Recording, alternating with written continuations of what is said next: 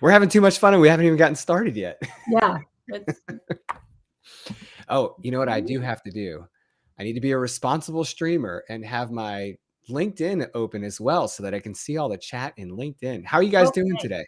How's everyone? I'm cold. I don't know how everyone is doing, but it's cold. Well, and you're in Tennessee. Yes, where it's cold. Did I mention? You guys had this winter storm came through, right? We're getting it here on the East Coast, but it's not as bad as what you guys had. Yeah, so we got a lot of freezing rain.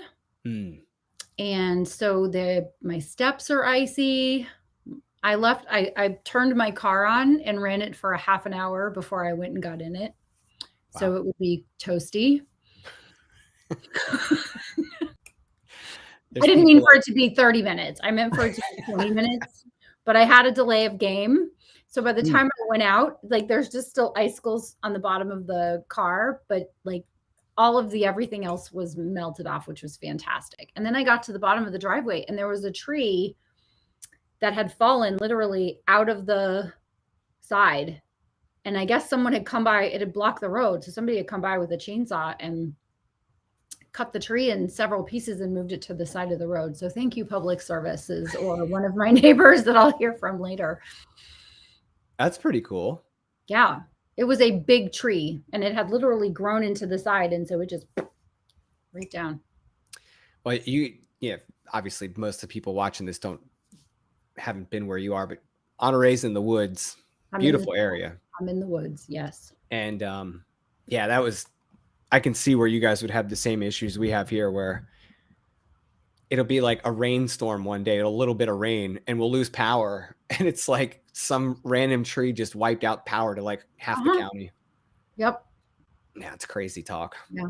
So LinkedIn's up and running. I'm looking at it now. I don't see anyone in chat. Let us know who you are when you get in. Hit us up in chat. Let us know who's here. Same with Facebook and YouTube. Yeah. I can see all of you when you get in there and you say something. So we want to obviously make these interactive and we want you guys to be a part of the fun. So if you guys checked into the event last week, you know that we talked about the launch of Honoree's most recent book, You Must Market Your Book. And look what's here. The workbook. It arrived Monday. So don't tell Honoree I said this, but these are my favorite because I get to do stuff in them. It's like a super accelerator for progress. Yeah. That's awesome. The book is so good for establishing the foundation and the thought processes and becoming familiar with all the information. Hey, look at that. There's Pops.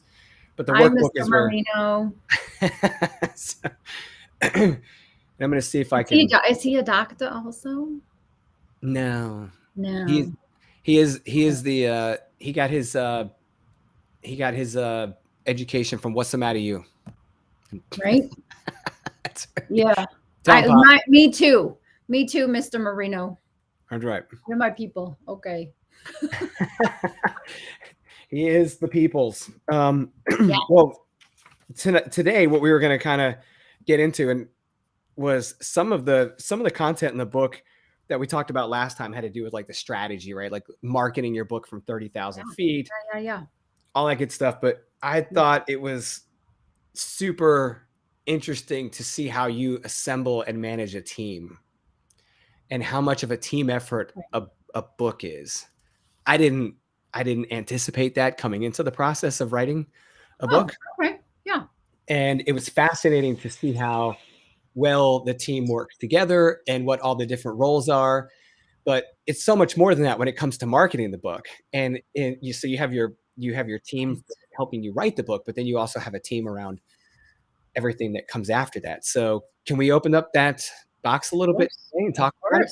Of course. Both of those. So if someone's writing a book, what their team looks like, and then once they start moving into the marketing phase, what that looks like.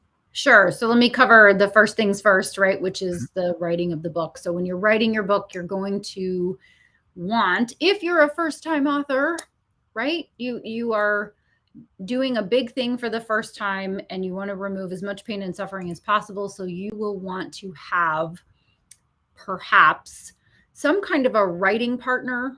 So someone else who is also writing a book that you can talk ideas through, strategize, right? Sometimes it's, you know, the answer, but you just need to talk about it out loud with someone.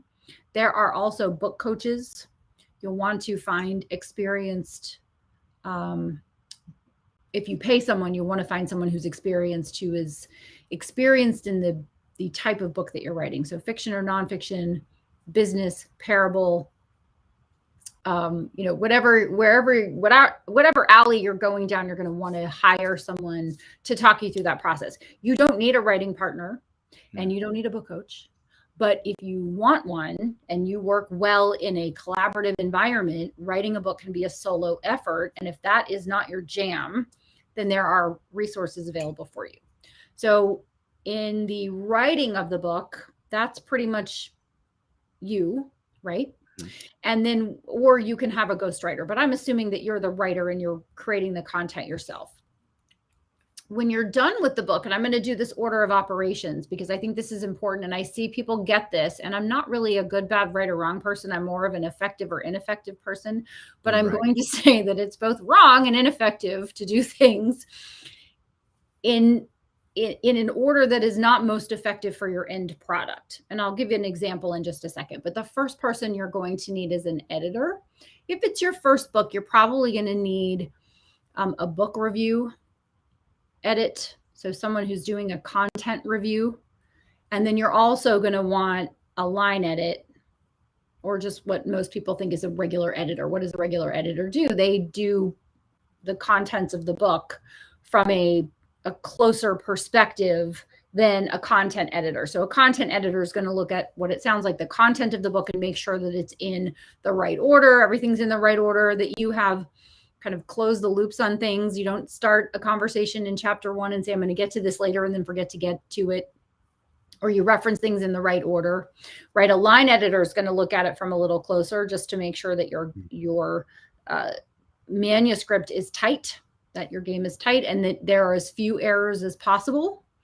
And then your book's going to go to a proofreader before your book goes to formatting. Now, I've seen a lot of people reverse that, and they go, oh, I'm going to have it formatted and then I'll have it proofread. But your proofreader is going to find hundreds of mistakes that your content editor, your line editor, and again, you miss. Yeah. So it's you, editor, you, and you're going to miss all of these errors, and it's going to come back every time looking like a crime scene. Right? Isn't that right? It's like it's true. Somebody just broke a red pen on your manuscript.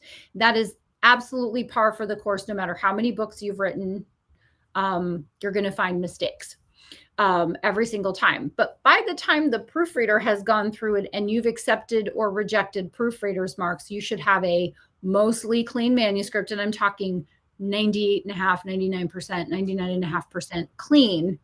And then it's going to come back, and I actually have the proof of you must write a book, or you must market your book. And all these little flags in here are things that I found that were wrong with the book after it had been formatted before you got it. Can you show that one more time so people can see the band across it? Yeah. So this just is the proof. Yeah. It shows you that it's not like the published version, right? Right. So you can order a proof when you do your book, and then you'll want to go through it. I have these little flags. And this one only has a few. I want to say there's like maybe 10 here. I don't have one handy, but I will go through a whole one of these, and I think there's 200. Wow. So when I first get the manuscript from the formatter, I actually print it on my printer so I can see what it's going to look like in book form. For some reason, it looks different on a screen than in physical form. It's the same thing, but your eyes will miss things. So I order these by the bajillions from Amazon. That's the official quantity, is 1 bajillion. For like $10. For $10, you get a bajillion. So I put it in market, and then I send my formatter, right? But it's going to cost you, they'll make a few changes, like 10 for nothing. But over that, they're going to charge you $50, $60, $100 an hour to go back in. So you want to make sure that when you send them the final manuscript, that it's as close to finished as it can possibly be. And then there's still going to be little changes. And as long as you're a nice, friendly client and you pay your bill on time and you're extra friendly and nice to them, then they may give you a break. I'm just giving some professional advice there as well. So again, editor, proofreader, design, review, and then you're finished. Now, I will say that there will be pesky little typos that are going to sneak through all of that. And 6 months after you've published your book, someone will probably write you and say, I found an error on page 67, and you'll look at it and say, I've seen this 100 times and I never saw this before. Also par for the course. That's really the team that you need. So you need an editor. So you might need a book coach or a book buddy. You definitely need an editor. You definitely need a proofreader. You definitely need a graphic designer to do your cover and interior. I like to have the same person do it, so there's continuity and style. That's just my preference. Some people have one person design their cover, one person design their interior. It's personal preference. Although if you want to have continuity and design so that the inside of the book looks like the outside of the book, having the same designer with the fonts and the images and graphics and things like that is very helpful. And then the last person you need is a copywriter. And this is the person that writes the book description. So that is what's on the back cover of the book. It's also on your retail sales page, right? So it's called different things. You need one person. You'll get a great description for between $150 and $600, depending on that person's training, level of experience, all of those sorts of things. And that is your book writing team. Now, your book marketing team, did you have any questions on the book writing team, Lucas? Because you're right in the thick of it right now. No, but I did think of something while you were mentioning book buddy, book coach, editor. And I thought I definitely had a book buddy, obviously, right? And book coach. Honoree was gracious enough to hold my hand and say, look, dude, this is what you need to be doing, right? So you make it sound like I mean, Lucas. No, you were an excellent guide, and as always, you were just a phenomenal mentor. But there was something that I didn't anticipate with Karen Hunsinger, the editor, that I ended up having this dependency upon and didn't foresee it. And it's that critical thinker that is as familiar with the work you've written as you are once it's once you've put it on writing. And there were times when I could reach out to Karen, who was essentially my everything editor. She was line. She was, she was basically my developmental editor. And I said, hey, what do you think of this? Like, what do you think about where this is? And she was like very good about saying, look, I think it's illogical to have it where it is. You should move it over here. I don't know where you're going with this. Like, sounds good, but it's not making any sense to me. And what is this? I get this. I don't understand this sentence. Please try again.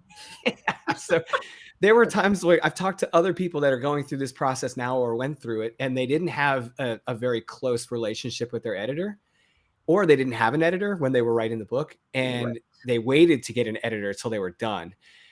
And they're like, I didn't have anyone to bounce these things off of. And I'm like, that was literally like half of Karen's job, which she did a phenomenal job with. So if I can encourage anyone, like, make sure you pick the right person to do that with you, someone that you can obviously take constructive criticism from outside of just the grammatical and spelling and all the other stuff that comes along with editing. But there's a lot of substance of the book that gets edited as well. Yes. And just like every relationship or partnership, ever, selection is key. Yeah. So you want to find someone or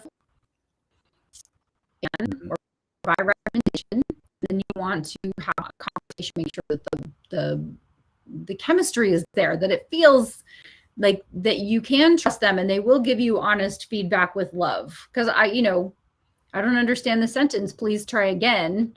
Also, once you have an editor that you work with, I've developed relationships with editors over the years. And so then I'm making little notes to them.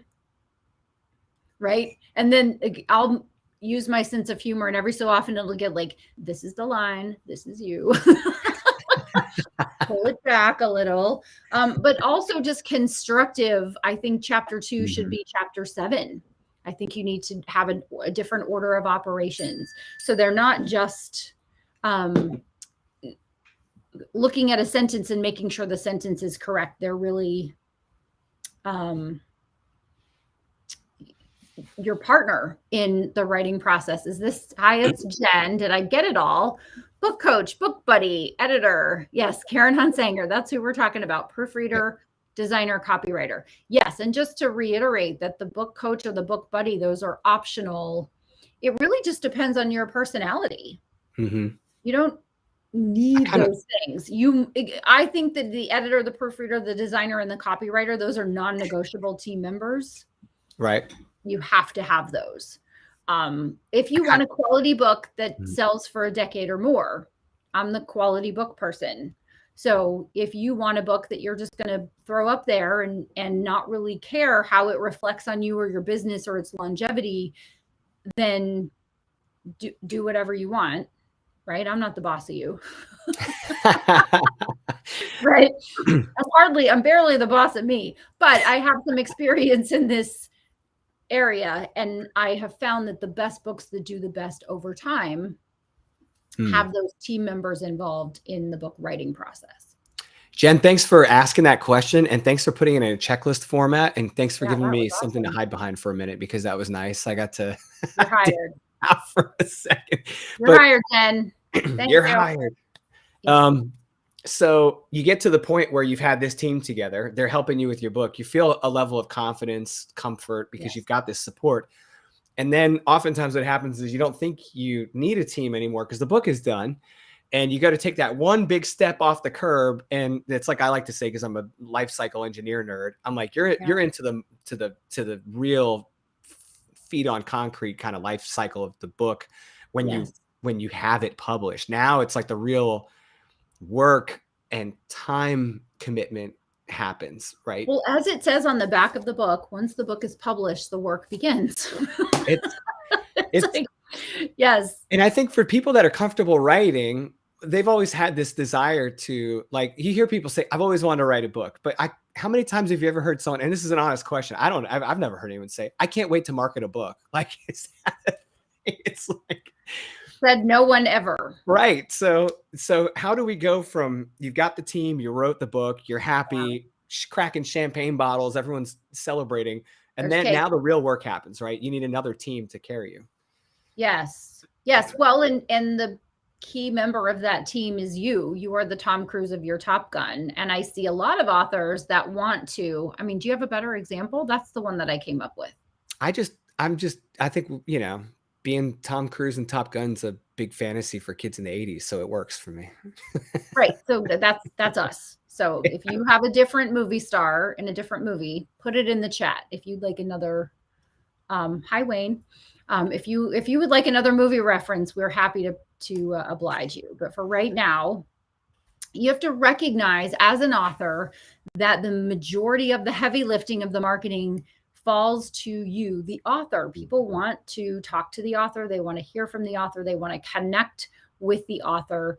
And so you can't send in a proxy. You can't send in a second in command. Now you can have a second in command, and the role of the second in command is played by your assistant, and they can help you post on social media, create graphics, reach out to podcasts and ask for you if they would like to have you as a guest. They can do the administrative tasks. And if you have the ability to have an assistant who can do administrative tasks, it is worth that, because you are the author. So your time can best be spent having those great conversations and being on podcasts, the thing that someone else cannot do that only you can do. Gotcha. Right. So you'll want to do that as much as you possibly can. Can I just interject for 1 second? Please do. If you're a course creation person, if you're creating a course, all of this applies. Like, this is the same exact thing I would tell you if you're building a course. Like, it's the same exact problem. It's almost like more of like a digital product thing, like that you are fully ingrained in. If you create something like this, it's an intimate thing, right? A book, a course, all these things. You're it, man. If you're an entrepreneur and you're doing this, you are the face of that brand. And the more of you that's involved in that and the marketing, the better. So anyways, I get the same thing with like course creators. I'm just going to create this thing, and then I'm going to hand off the marketing to someone else. And I'm like, who else? Who is that else? It's not going to happen. Who was the else, Lucas? You got another one of you in your pocket? That's right. That's right. You have a You got a twin we twin don't know somewhere? about. Yeah. So I anyway, think it's worth saying that I actually like the creation and writing process better than the marketing part. sure. But I also like tacos. Tacos are great. Tacos are great. Yes, Wayne, you will be able to see. It'll be on YouTube in our Empire Builders Masterclass channel. Mm-hmm. So you'll Yep. definitely be able to watch the replay, and we appreciate that. Thank you. Enjoy your meeting. Go get them, Tiger. Have fun, Wayne. Yeah. So I enjoy the content creation piece more than the marketing piece, but I recognize that marketing is a necessary part of the process. And what marketing does is it's the bridge between the creation part and the connection part with the reader. I love the, hi, I read your book and it changed my life, or I'm thinking about things differently. So what I'm hearing with this book is, I have permission to not do the thing that I like to do. Now, I don't know if Helen's going to pop in here at some point, but Helen is like, I'm doing TikTok, because she loves TikTok. She loves the videos. She loves doing that. And if you read the book, you will recognize that I do not. But if I give you, if you take anything away from the book, it's that I give you permission to figure out which marketing tactics and strategies fit with you, which is what we talked about in our last video. And so by getting out of my own way and marketing, I then get to have those conversations with the readers, because you can create the book and want to have the conversations about the book. But if you don't do the marketing, then therein lies the rub, right? Therein lies the problem, is no one reads your book because you weren't talking about it. Gotcha. So yeah, I mean, if you're not out there pitching, you're depending on anyone else to care as much about your product as you are. It's probably not going to happen the way you want it to.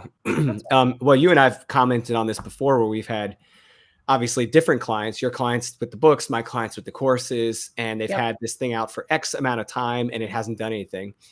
And then it takes like 10 seconds of research to figure out why. You can't find any recent mention of the product on their socials, if they're even on their socials.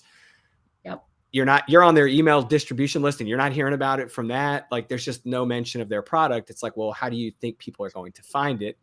Which, by the way, we did get an update on the time in Egypt.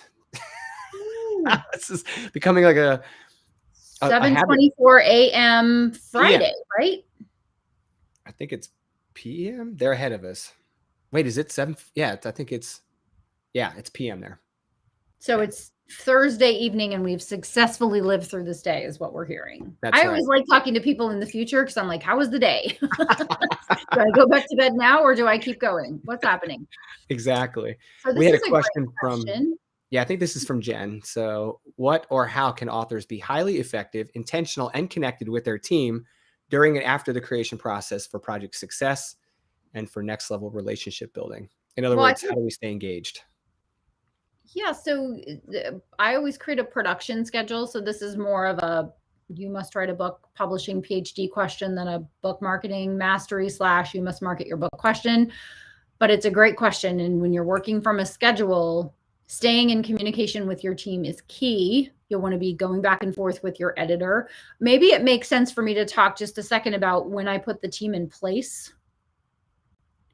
And I want to sing the song, which I won't sing, from The Sound of Music. Let's start at the very beginning, because the beginning is a very good place to start. When I decide I'm writing a book, the very second thing I do is decide when I'm publishing the book.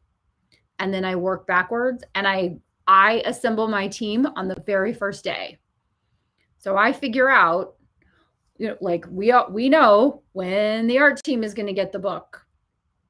We know when we have to have the final book files. We know when we need to send the book to the graphic designer. We know when it needs to go to the editor. And so I reach out. I'm not singing. I'm not singing, even if you give me $5. It's not gonna happen. Just harassing you at this point. Yeah, she's just harassing me at this point. I know where you live, Jen. I reach out and I make a commitment to myself and to the book and to my team, and I say, and this is such a ninja tactic that's so effective for authors and aspiring authors, is to have your schedule and set the schedule. Don't miss the schedule. I don't know. For You Must Market Your Book, I had set a date. I don't remember what the date was in September, but I had messaged Karen several months before, and I said, in September, which my co-author Kevin Cruz in 15 Secrets Highly Successful Real Estate Agents know, he says, beware of distant elephants.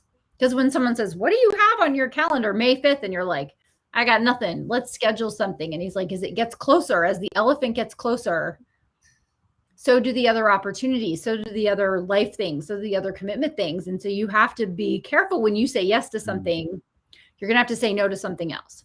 When you say yes to scheduling your first draft goes to the editor date, you have to make the commitment to write the manuscript, because any good editor is going to say, great, on May 5th, I will be ready for your manuscript. And today, on January 15th or February 3rd, is it the 2nd or the 3rd? It's only the 2nd. Okay, good. All right. So 3 months hence, right? In order to hold that date, in order for me to hold that date for you, I need 50% up front. So how many words do you think your manuscript is going to be? 50,000. So 50,000, 5 cents a word, right? It's going to be whatever that is. What is that? Sure. Lucas, do the math. 50,000 words, 5 cents a word. I don't know what the. So how much per word? 5 cents. 50,000 words. Yep. What's our math? $2,500 for that. Right. So you got to pony up $1,250 to the editor for them to hold your spot. Now, editors understand, if they understand anything besides their Chicago Manual of Style, that you may need to move the date. You may be done early, but chances are you're going to procrastinate and be done later. But paying half of it up front is a little bit of accountability that you're going to get the manuscript done. And if you're super nice to your editor, they might be able to move your date. But if you have a really busy editor like we do, there's no wiggle room. If you miss your window, it might be another 3 months before they have a spot for you, unless somebody else misses their window. Right. All of that to say is I made the commitment to write the book, and then life happened, and I got to 14 days out, and I was not where I needed to be with the manuscript. And so I had to move heaven and earth and sit down and write the manuscript. So you will want to commit to your editor, pay the deposit for your editor, get on their calendar. And if you get, I think you have it, I must read my book. If you have that workbook, I have all of the different schedules in there. And so when the editor gets the book, you can say to them, I'm going to send it to you on May 5th, and I need it back on May 25th, which is 20 days. Look which pages just happen to be tabbed. What is it? That's my schedule. Oh, awesome. The one you're talking about. I thought that was $1. I was like, are you like bookmarking with cash? Like that's next level right there. That's definitely next level. So when I send it to an editor, I'm also saying I need it back by this date, because what happens is when it comes back, I've got to go through the edits. When it comes back, when I go through the edits, I'm turning around and sending it to the proofreader. So May 25th, it's coming back from the editor. Maybe May 30th, I'm sending it to the proofreader. So I've got 5 days in there to go through all of the edits and turn the book and get it over to the proofreader. And then the proofreader, I'm sending it to them on May 30th. And I'm like, hey, I need this back by June 15th. And then it's going to come back from the proofreader. I have to go through and accept or reject all those proofreaders' marks. And then I'm sending it to the graphic designer for formatting.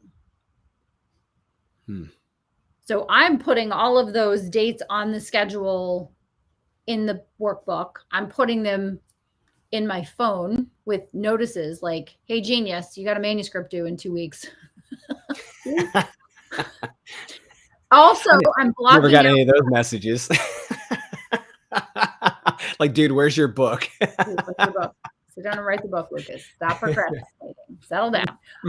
Well, it just keeps it on the schedule, because otherwise, when the book comes back on June 15th, if I don't have it in my calendar for June 16th and 17th and 18th, or some version of those days, some parts of those days, if I don't have those set aside to review those proofreaders marks, then guess what happens? Like, it doesn't go to my designer on time. And if it doesn't go to my designer on time, then he doesn't get it back on time. And if he doesn't get the files back on time, then I can't review them, right, print them and go through them and get my proofs on time to go through them and review them and get the changes back to him in enough time that he can make changes.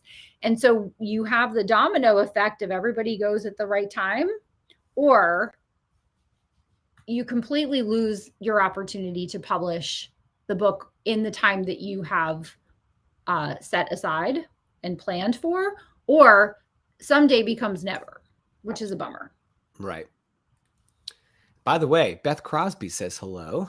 Beth. Hi, Beth Crosby is a fantastic human. She, I'm not sure. Beth, let us know in the chat if you're still editing. She was an editor. She helps people with decluttering and organizing their lives. I know she does that now. But way back in the day, way back in the day when I was going to write my first Nerd Engineer book, I had reached out to Beth and said, will you be my editor? And she's like, yeah, let me know when you're ready, dude. And then, of course, I shotgunned her with like 800 other ideas I was thinking about. No, say it isn't true. Poor Beth. Poor Beth. So can I just kind of step in for just 1 second? Of course. And say, if you guys are looking for the information about this team, you're looking in chapter 4 of her book. You must market your book. And where's Jen with our list? She's our list keeper, right? So you goes at the top, right? You are at the top. Yeah. And then it's an assistant, a social media marketing firm or manager. Maybe, right? A PR firm or media expert. Maybe. And do you want to cover those two before we go into the building your bench and all that? Yeah, sure. So the social media manager, you may want to have someone run your social media. If you have the budget, you may want to have someone create images, pull quotes out of your book, those sorts of things. If you're going to do price promotions, announcements, TikTok videos, you may want to have someone who's handling the data of that, because you have to think about it you don't have to do anything. I suggest you think about it from a strategic perspective, which is, what is the role of the book? What's the job of the book? And do you want to spend your time using your book to generate business, if that's its job? Do you want to spend your time trying to sell books or, right? What's the role of the book for you and for your business? So you may just want to delegate some of these things to someone who is an expert in that area, or not. It really just depends. It depends on, are you going to find your readers on social media, right? Almost everyone is on social media in some capacity, but are they looking on social media for their next book to read? That's a good question to ask, right?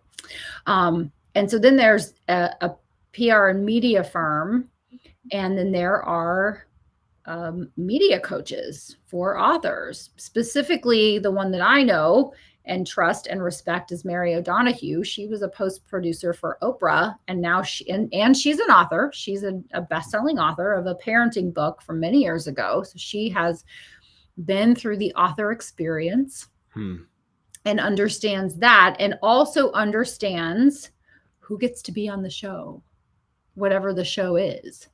Right. And so I love her take on this. I'll just quote her for a second. She talks about how when you're on some kind of a show, or even in some type of media, you have a fully paid for, produced, professional marketing asset that someone else paid for.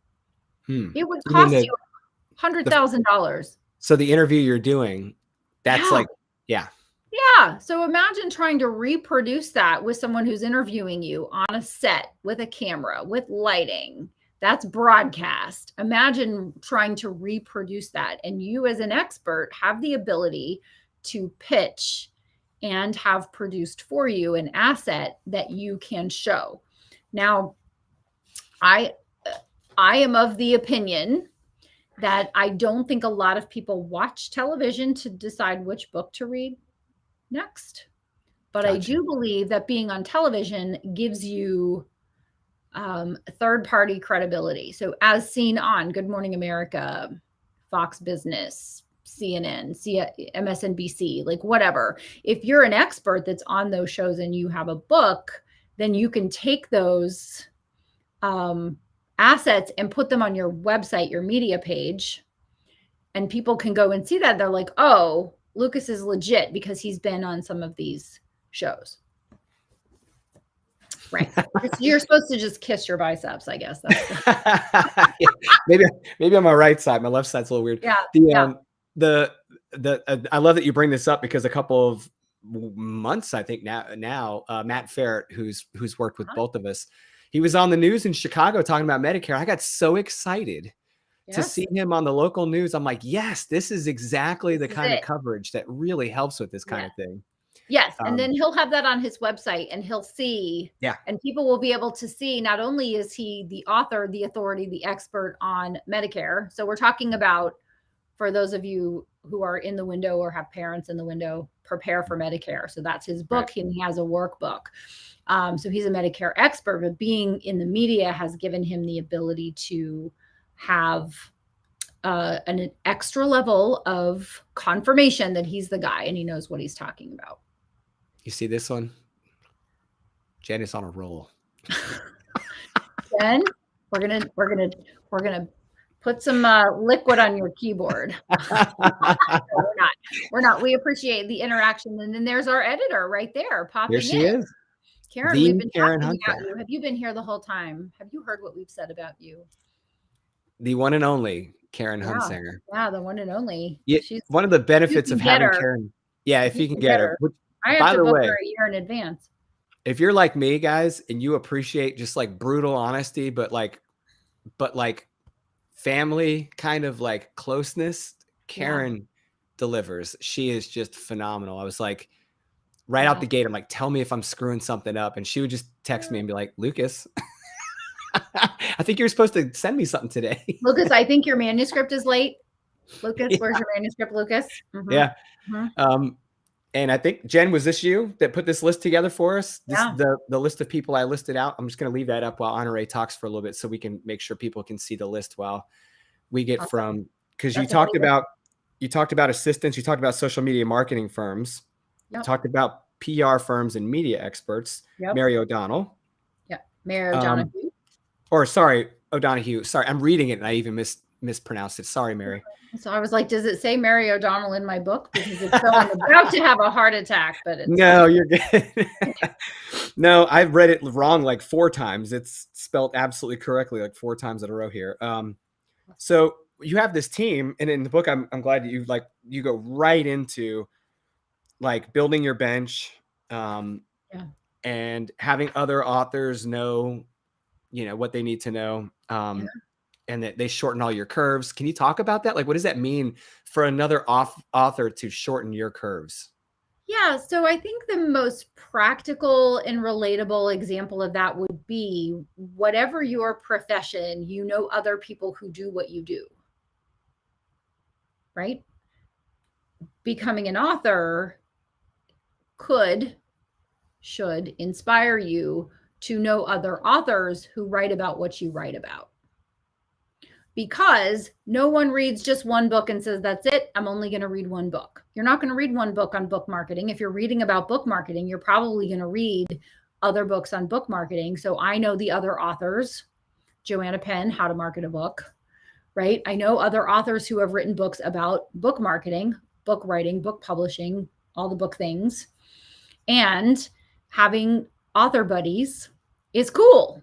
Having other people to talk about your area of expertise. In my case, it's about book marketing, book writing, book publishing, all of those things. In your case, Lucas, it will be other authors who have written about creating content and publishing and learning, right? So you've got a nice arc of people that you can connect with. So you want to connect with other people who write about what you write about or write ancillary topics.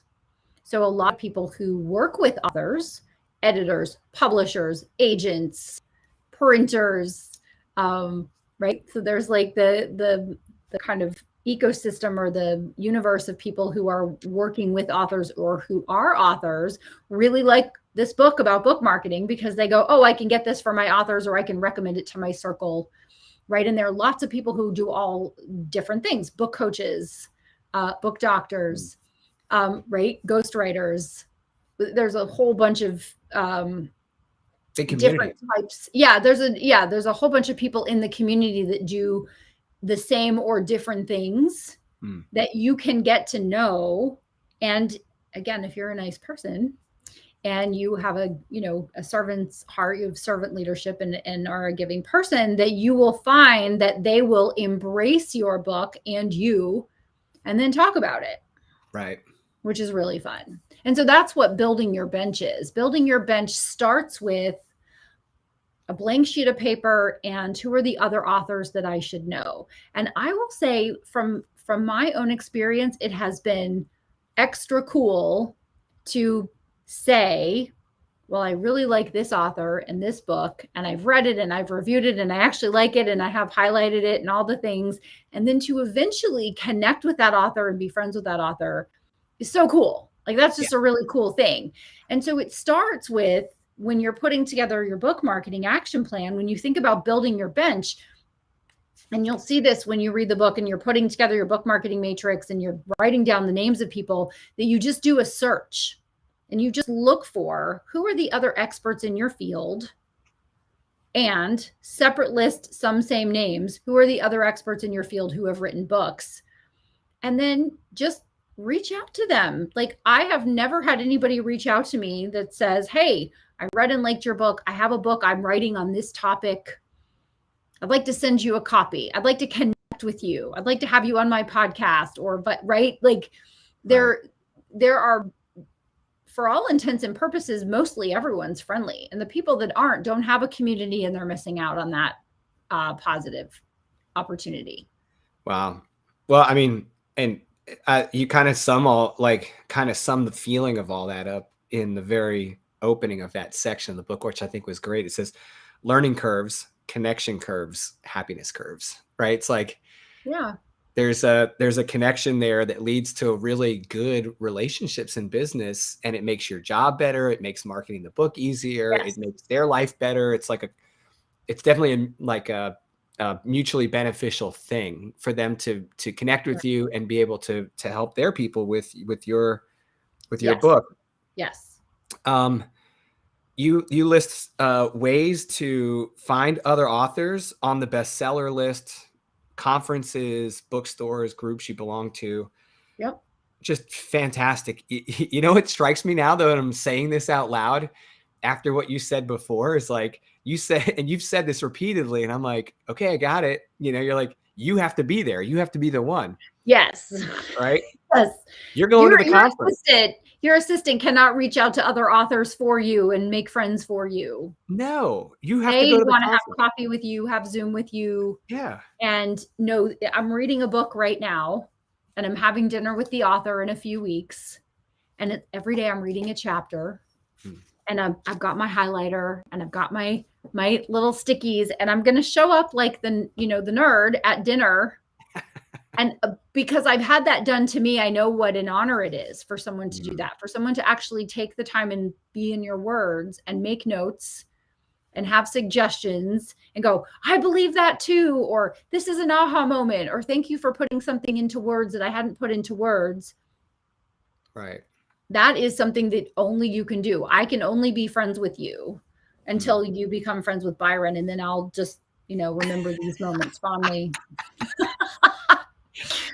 Which is a real threat, by the way. If you've ever met Byron, he's a real likable guy. Yeah, he's real likable and he steals my friends, but that's fine. He's not here to defend himself, so But I mean, it kind of resonates with your whole point about you. Like, this is kind of the brilliance of the way you write the book, is that little things like that will just keep coming up. It's like, you know what? You're right. Like, I do have to go to the conference. I do have to go to the bookstore. I do have to belong to these groups and be active in these groups. You know, for every person I've ever worked with that sold courses, and I said, do you have a social media presence? And they say, yes. And then my next question is, what kind? Because half the time they've farmed out their social media to someone else. Right. They're not making relationships. So then they blame the social media for not working. And it's not the social media is broken. It's that they're not forming meaningful relationships with people on social media. And you could have a very powerful network of associates in a place like LinkedIn or Facebook or Twitter or whatever, based solely on your interaction with people on those platforms. But it's you interacting. It's an investment, and they're rewarding that investment by returning the investment. And there's no way around that. Yes. And I've seen people build an engagement and be engaging and then say, you know, I'm too cool for school. I'm going to hire this out. And people know when it's not you. That's the first thing. Also, as an author, and I get this at least one time a week, someone will email me and I email them back. And it might take a little while, but if they're nice and they ask a question or they say something nice or whatever, I will respond. And it's me. It's not someone else. I don't have someone else answer my emails. It's me. And they will inevitably write back. It happens at least once a week where someone writes back and goes, I can't believe you wrote me an email. Right? You kind of surprised me with that. Many people that, what's that? You kind of surprised me with that. When I first met you, I was kind of surprised. When I actually went to your live Q&A for your publishing PhD course and you were there, it kind of caught me off guard. It was actually me. I was like, wait a minute. That's you. And you were like, hi. And I'm like I just hadn't thought I was going to actually be talking to the person whose book I just read. I was completely unprepared to defend myself. That's ridiculous. This is not getting another PhD, Lucas. You don't have to defend your dissertation. So anyway, it goes a long way being the person that does the interaction and builds the relationship versus trying to be pretending like you care and being a transaction ship.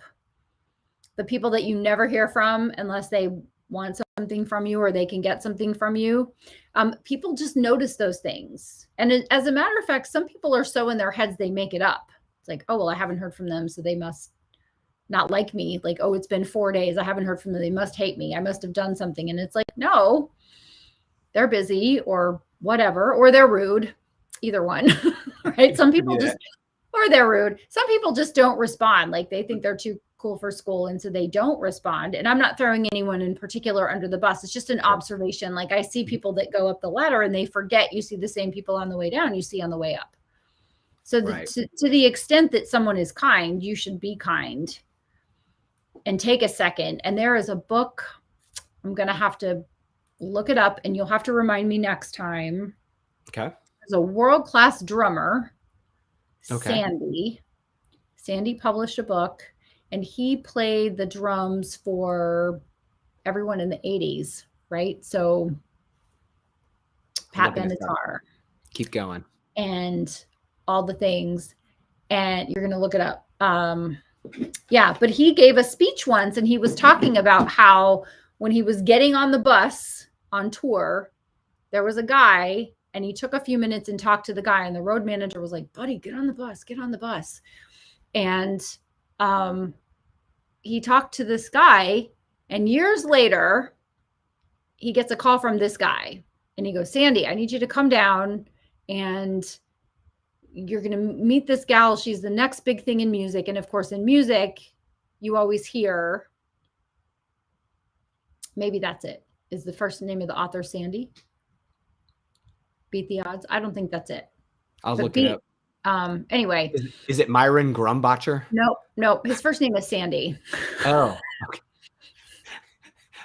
Sorry, Myron. Yeah, sorry, Myron. It's not Myron.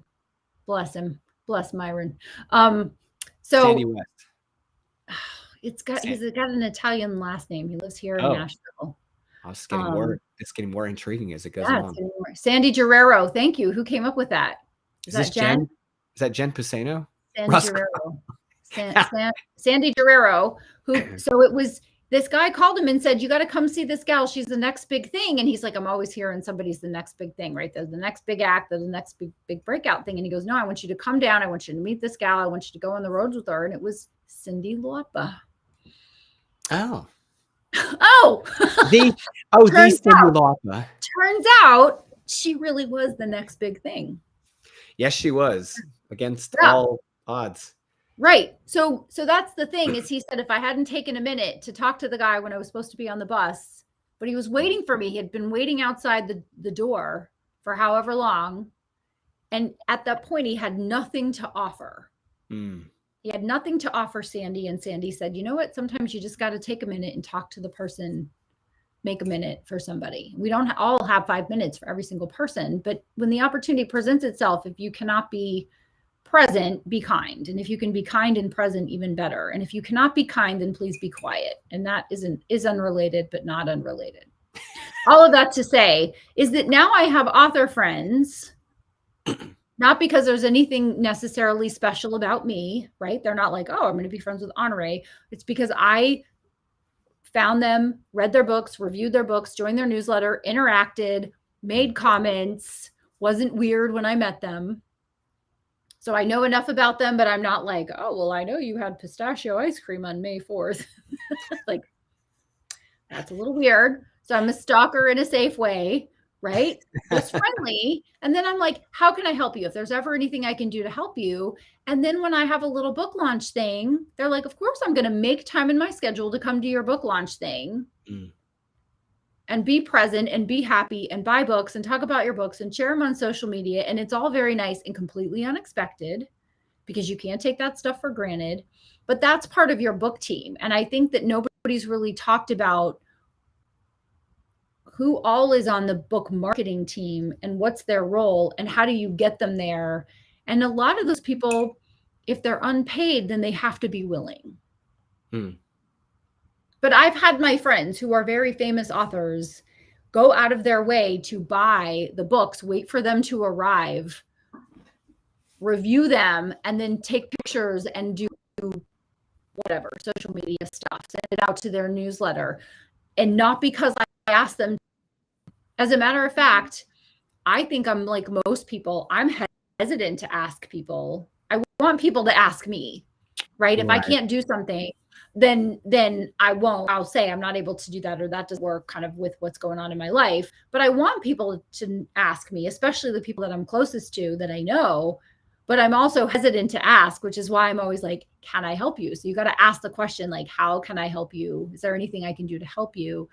But then also too, if you're a cool enough person, a nice enough person, then people will just do it for you and they'll surprise you. I ordered your books, I'm going to review them, right? I have a good friend of mine who's like, I ordered a set and I ordered a set for my husband's account, and then we're both going to leave reviews. And that's like amazing. That's not an expected thing. You know who I'm talking about. I'm not going to say who it is, but like, I didn't ask for that. As a matter of fact, cool. I sent them both books. I sent them because I thought they might like a copy of the book. So anyway, all of that to say, just build great relationships with people and you'll have all the help that you need without even having to ask for it. Well, and that goes cleanly in line with your mantra of being an attractor and not a recruiter, right? Yes. So you're attracting that kind of assistance and help and support without having to recruit it. And I think that's just a phenomenal way to go about your business. And it really does kind of, the brilliance behind that is it does lean on the relationship, because, you know, people that aren't willing to establish some form of relationship with you are probably not going to reach out and offer that kind of assistance. And that's kind of a good thing to know. You're not just putting all your dependence on people that may or may not be willing to push through for you. Yes. It's just phenomenal. And I obviously we're not going to cover like every word of the book, but guys, we just talked about one short chapter of this book. I mean, when I say a short chapter, this book is very digestible. It's written in nice bite-sized chunks. I could have done a better job of that with my book. Not at all. Your book is a very nice size. It's going to be awesome. Awesome. It's a great size. I mean, I think we have almost the same word count. I think you probably have 5,000 or 6,000 more words than mine. Yeah, mine was at 39, 38 at the end. So mine might have been, Karen would know. Karen Hunsanger would know. I think I was 33. Is she gone? No, but she probably has the number off the top of her head. Probably. That's only 6 pages of this book, guys. Like, that's how much wisdom, like, in 6 You're very pages. sweet. Stop it. Stop it. No, I'm saying it because it's like, it shows like so when it comes to writing a book or marketing something, you can only make something as good as it is, right? Like, you can't oversell something and do that forever. You can oversell it for a very short period of time, and then reality catches up. And the fact is, like, if you take the time to the earlier part of the conversation, if you take the time to build the right book, it makes the marketing of it so much easier. And I think that correct. Right. Like, and I think that when you look at the way you assembled the book, it is, I'm trying to remember what Stephen King said about the element of style. He said, if there was one rule in, what is it? Shrunk and White. Is that who wrote Element of Style? I think it is. He said, if there's one thing you should take out of that book, it's that you should write as succinctly as possible and still get the point across. And you do such a fantastic job of that. All of that 1 hour conversation packed in 6 pages. It's a very, very valuable read. And it's one of the reasons I wanted to pull that one chapter out, because I remember reading that 6 pages and going, wow, there's a lot to this. And I can appreciate it having reviewed this. And this chapter is really important. And I wish someone had told me a long time ago about that stuff. Well, that is why I wrote it. And also, I like short books that get to the point. Thank you very much. Yeah, you do. Right. I like short books that tell me exactly what I need to know. Now, Karen says that my book was about 30,000 words and yours was closer to 40. She's rolling. But thank you, Karen. However, 40,000, 39,000 is not a long book. So if it takes an hour to read my book, it's going to take an hour and 20 minutes to read your book based on math that I did in my head. And we all know that math isn't my strong suit. But I took, 30,000 words is 20 minutes per 10,000. So I added another 20 minutes. So an hour and 20 minutes, less than 90 minutes, you're going to get an education on monetizing your book with a course. In 60 minutes, about, give or take, depending on whether you're a fast reader or a slow reader. I tend to read books like I write one time through to get the lay of the land. And then you and I are different creatures. Then I have I have the tools. Like, if I have a book that's great and it has things that I want to remember, I'm writing notes in the margins, I'm highlighting, I'm putting my little flags in there so I can come back to it. I definitely get the physical copy, and I'm spending some time in the physical copy. So I'm trying to remember. I took one of these personality test things in grad school or whatever. It wasn't, and it one of the first questions was, do you read quickly through a book, or do you feel like you have to like taste every word? And I was like, that's me. Like, I have to take my time. I read it. I plan to read it twice. See, if not more times. Like this book, this is my prized possession that Kent Sanders got me, The Daily Stoic. Like, this is the first time I'm reading it. Who wrote that? Kent? No, this is Ryan Holiday. So here's my bookmark. Here's my bookmark. It's probably appropriate in that book. After I called you out. No, it's Ryan Holiday. So I've been reading The Daily Stoic. I got the ebook several years ago, and I've just read it and read it and read it. Now I'm reading it again. I got this beautiful leather edition with the gold leaf and like collector. Like, look at this. It's so fancy. And so I read that every day. I read it every day, and they're really short, but it's like thoughtful stuff. Today was about, are you losing your mind? right? Or will you let another person jerk us around as the way we let our impulses do? And it was all about like self-control. And I was like, yes, I had to eat the cookie, Ryan. It was right there compelling me to eat it. Trying to tell me I have control over a cookie. You're wrong. Anyway, that's a conversation for maybe the next live next week. Yeah, maybe. Anyway, I plan to read. I like to read the whole thing and then come back and read it again the second time. I'm a very fast reader, though. Some people are like, if I'm going to read it at all, I'm going to read it one time and get everything out of it. So it's just your personality, right? I like that taste every word, but I taste it it's like in a mood boosh the first time. And then I go through it again with a fine point the second, third, and 25th times. Yes. I have to. It takes me a while. Like, it's funny because Honoree sent me an advanced copy of one of her books. I won't say out loud which one it was, but she's like, hey, this should only take you like an hour to get through. And I laughed when I read that, like out loud laughed when I read the email. I'm like, okay, times 2. Are you talking about the little tiny one? Are you talking about the little tiny one? The one that's not out yet.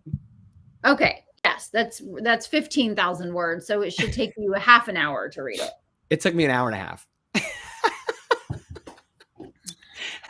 Well, thank you. Thank you for giving me that hour and a half of your life. You'll never know. No, definitely not. It was like chilling on the chair, enjoying a read on a Sunday. Yeah. It was a great experience. But I just laughed when you said that because it was like just me knowing like, yeah, I'm not that. I can't do that. I have to like now Tammy has zipped through she's a day reader. She'll zip through a book in a day. And I'm like, yeah. I don't know how you did that. Like I wake up, I'm like, what are you doing? She's like, I just read a book. What? Like it takes me. Byron has that response as well. It takes me time. It's just different personalities, just different styles. That's all. I'm not going to say which one is better. But I won't say which one is better, more effective, or efficient, or whatever. You do you. It's so funny too, because when I was in the service, I would be like, they're just constantly bringing you folders, and I'd say, just set it there, and the guys would be like, do I have to? And I'm like, I'll get to. They're like, sir, I'm not going to see this for a week. I'm like, I have to read every word of these memos you guys give me. And I remember my main propulsion assistant, who is a very dear friend of mine, is like, yeah, no, I'm not giving this to you right now, dude. Like, if I give this to you now, you have to read this now. I was like, okay, fine. Because he knows it's going to be like a week before I could really digest it and write back to. Yeah. Anyway, okay. So Miss Honoree, thank you so very much. Of course, I hope you guys are enjoying these. Aren't the lives fun? They're great. The lives are so fun. I'm enjoying them. Are you enjoying them?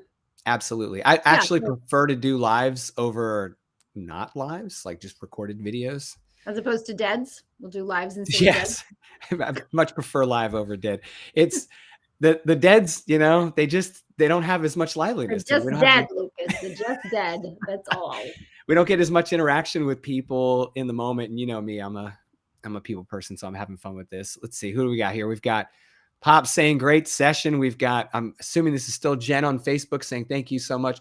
Jen, if that was you, like she needs to get like the golden, like the ribbon for today for being like. I was gonna say she's our like our champion. She's on our we need a video team apparently.